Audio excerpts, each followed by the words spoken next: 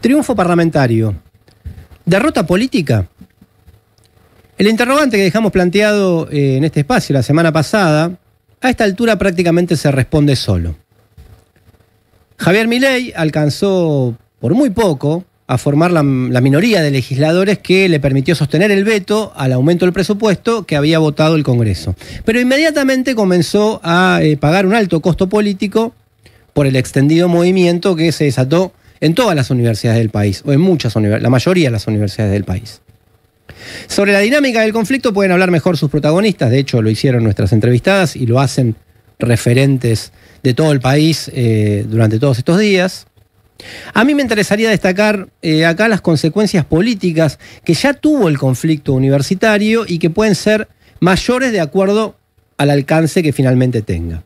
¿Qué quiero decir? Que salvo un cambio dramático de los acontecimientos, el gobierno a esta altura solo puede aspirar a hacer o control de daños o a magnificar la derrota.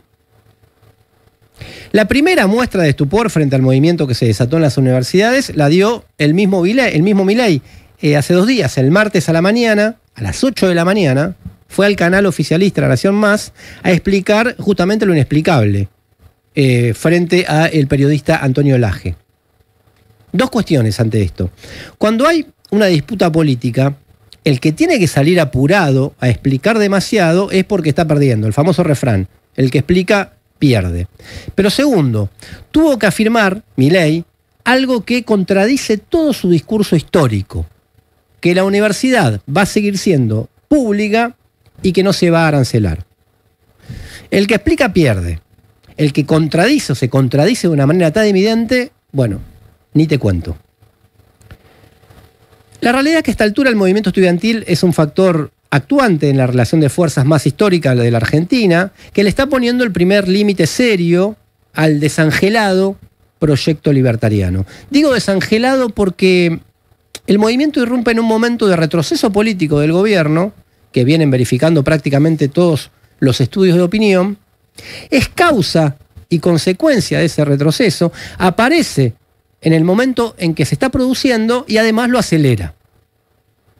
También deja al rey desnudo en muchos otros aspectos.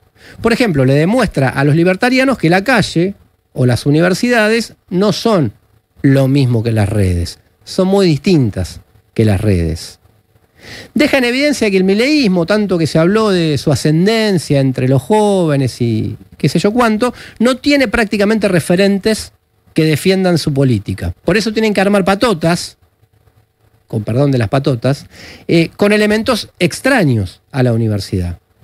Entre varias otras cuestiones que muestran la debilidad del proyecto político del gobierno. Pero además, por el carácter masivo y extendido, el movimiento actúa como un síntoma político que va más allá del conflicto en sí mismo. Como sucedió en otras crisis de las características de la que en este momento atraviesa la Argentina, otras crisis nacionales, la emergencia disruptiva del movimiento estudiantil muchas veces es anticipatoria de giros posteriores del conjunto del escenario político. Acá es cuando aparece aquella vieja metáfora, la caja de resonancia. ¿Por qué? Bueno, porque suele vibrar al compás de los avatares, de los malestares, de las tensiones que atraviesan al conjunto de la sociedad. Por varios motivos. Porque es un sujeto social heterogéneo, el movimiento estudiantil, policlasista, generalmente más politizado que el promedio y ligado a distintos actores sociales, políticos y económicos varios que le permiten concentrar esas sensibilidades.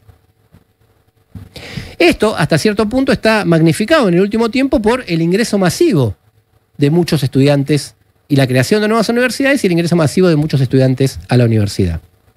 Para no irse tan atrás, por ejemplo, hasta los años previos al Cordobazo, incluso hasta la misma reforma universitaria de 1918, hay ejemplos en la historia reciente. En el año 1995 tiene lugar la lucha contra la sanción de la Ley Superior de Educación, que desata un movimiento estudiantil bastante radicalizado. Tomas y movilizaciones en todo el país, con epicentro en La Plata, en la Universidad del Comahue y en la UBA. Su fuerza de la irrupción del movimiento estudiantil sorprende a todo el arco político. En concreto, es un movimiento contra una ley, obvio, pero también fue anticipatorio del viraje político y social que tendrá el país en la segunda parte de la década del 90, cuando empieza la decadencia del menemismo. Otro ejemplo tuvo lugar en el contexto de la recesión económica que comenzó en 1998 e impactó también en la universidad. Entre 1999 y 2001, los sucesivos ministros de Economía, Roca Fernández en 1999, López Murphy y Cavallo en 2001, intentan recortar el presupuesto de las universidades. Se desata una resistencia.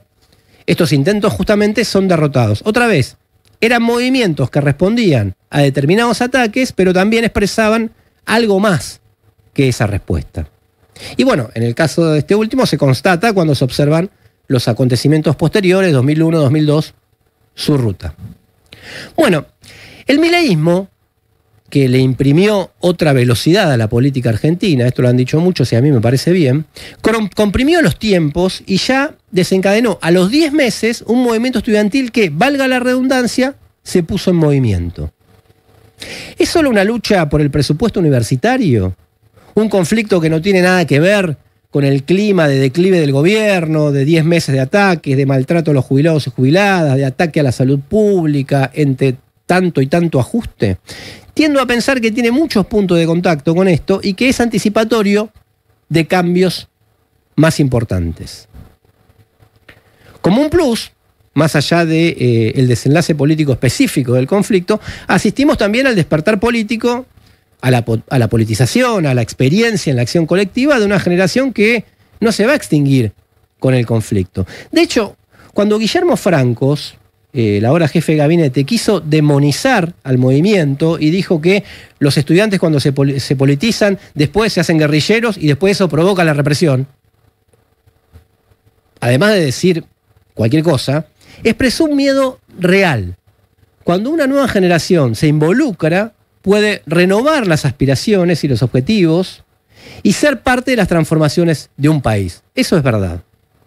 Eso hizo grande a la generación del 70, más allá de las discusiones sobre estrategia política que todavía incluso están abiertas. Además, el movimiento impone el sentido de la urgencia. Es aquí y es ahora. Y siguen con el paso cambiado quienes se manejan la temporalidad burocrática de los tiempos electorales. Todo eso trae consigo este movimiento estudiantil para sacudir tanto a los escépticos que sobrevaloraron a Milei y dieron por muerta a la Argentina contenciosa, como a quienes especulaban con los tiempos rutinarios del calendario electoral. Que no te gane la indiferencia. Toma partido en el Círculo Rojo con Fernando Rosso.